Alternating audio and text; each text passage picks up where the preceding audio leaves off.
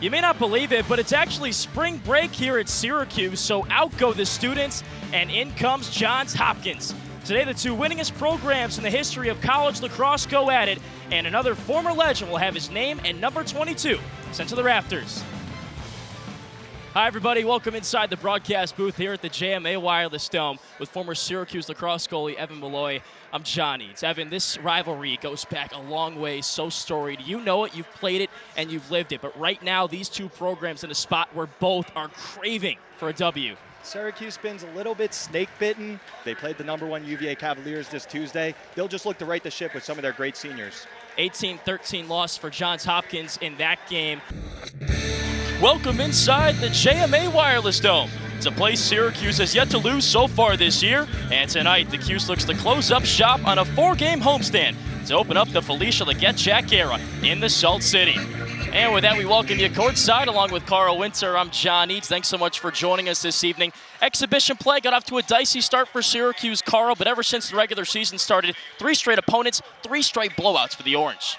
The Orange have improved in every game here in this building, able in this non-conference slate of in-state opponents. As a team, Syracuse has improved, but one player that hasn't had to improve, Deasia Fair, averaged over 20 points per game each year in her time at Buffalo, and she's carried over that talent to Syracuse.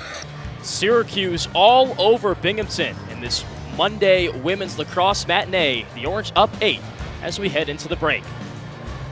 Thanks for sticking with us. Along with Jack Gordon, I'm John Eads. Jack, let down what for Syracuse lacrosse? The Orange take down Maryland last week, and maybe some people thought they might struggle against the Binghamton squad that's really built some momentum lately, but Syracuse has dominated early on. It was a gauntlet of a first 2 games for Syracuse. An 8-goal lead at the half, it's right where they want to be. The Orange with 11 first-half goals, 8 different goal scorers. That's the good. What's the bad, though, is the turnovers. The Orange have 14 already in this game. Hey, Thanksgiving might be over, but the feast doesn't stop for anything. A 28-20 lead for Syracuse. The Orange feasting in that second quarter to take an 8-point lead into the break. Welcome back inside the JMA Wireless Dome along with Luke Schwartz. I'm John Eads. Thanks so much for joining us, and happy holidays. Really tough first quarter for SU. Luke, the Orange kind of carrying over those struggles for Penn State on Monday, but the Orange flipped a switch in the second. And that was one reason. It was Deasia Fair. She was incredible. Better on the offensive end, and Deasia Fair just unstoppable. Bit of a tale of 2 quarters in this contest. Bucknell actually led 10-6 after the first quarter, and Cecilia Collins a big reason why. Everything is advertised for the Bison. Matched up with Hatch. Kick out to Strong. Open for 3. She cans it! How about that to end the first half? Asia Strong with a triple and a 9-point lead for the Cuse going into the break. Open run. Patrick Deans. He scores!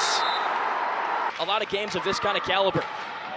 Punched up ahead to Joachim. Shot on goal. She scores!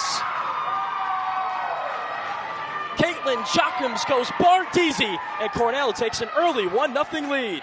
The team is trying to turn the corner to close out the year. Oh, fastball right to the face of Rosado. Shimanova's not going to go down without a fight. Syracuse continues to turn up the heat defensively, and that defense may be leading to offense. Here comes Jenny Markey. Over to Tyrell, give and go. Back to the Mount Sinai product, and she scores!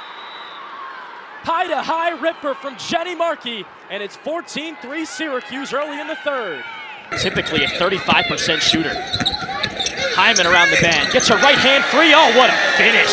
Tisha Hyman, that was mean. Back to Evans. Beats Rice, gets to the cage, and bounces it in. What a move from Evans. Ryan Evans, one-on-one. He wins and puts Johns Hopkins in front. Tyrell, near goal line extended. Oh, shoots a defender out of her shoes, gets to the cage, and scores! Oh, a turnover right to Aquaro, picked up by Davies, and she scores again! Abby Davies with her second of the game, and it's back to a 2-goal lead for RIT. Takeaway, Tisha Hyman, full court pass up ahead, the Orange with numbers. Asia Strong, lefty layup, counted and a foul! Turnovers for touchdowns for Syracuse, and an old-fashioned 3-point play for Strong. Carney with a blazing 67% shooting percentage and add another goal to her resume. 6 points on the day for Megan Carney. That's her 4th score, and Syracuse leads by 8. And also grief. Franco cuts. She is on fire. Down the line, diagonal, doesn't matter. Franco scoring in set 3. Well, that's all we got for you today. Thanks so much for joining us all day long. For my analyst, Evan Malloy, our statistician, Sydney Staples, our producer, Kristen Hennessy, I'm John Eads saying so long from the JMA Wireless Dome, where Johns Hopkins takes down Syracuse 11-9. Well, that's all we have for you tonight. For Luke Schwartz, our producer, Kristen Hennessy, our statistician, Ian Nicholas, I'm John Eads saying so long from the JMA Wireless Dome. The Orange advanced to 5-1 with a big-time bounce-back win against Bucknell, and now set their sights on Purdue next week. Happy holidays. Thanks again for joining us, and have a great night.